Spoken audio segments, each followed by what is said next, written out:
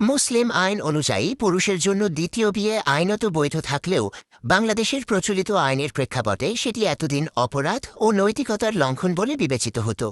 এবার স্ত্রীর অনুমতি ছাড়াই দ্বিতীয় বিয়ে করার পক্ষে রায় দিয়েছেন হাইকোর্ট।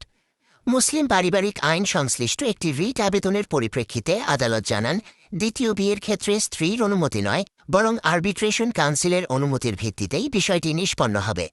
এতদিন প্রচলিত ছিল স্ত্রী বা প্রথম স্ত্রীর অনুমতি ছাড়া দ্বিতীয় বিয়ে করা যাবে না।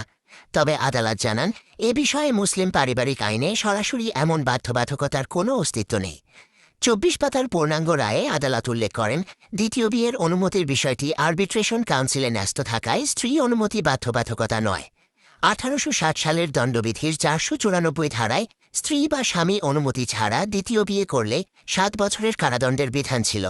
পরবর্তীতে ১৯৬১ সালে মুসলিম পারিবারিক আইন চালুর মাধ্যমে নারীর ক্ষেত্রে ওই সাজা বহাল থাকলেও পুরুষের দ্বিতীয় বিয়ে ঠেলে দেওয়া হয় আরবিট্রেশন কাউন্সিলের অনুমতির ওপর।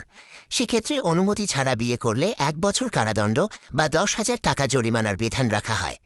তবে এ রায়ের বিরুদ্ধে রিটকারীরা আপিলের ঘোষণা দিয়েছে। তারা বলছেন, আদালতের সিদ্ধান্তে বহুবিবাহের ক্ষেত্রে নীতিমালা ও নিয়ন্ত্রণ দুর্বল হতে পারে।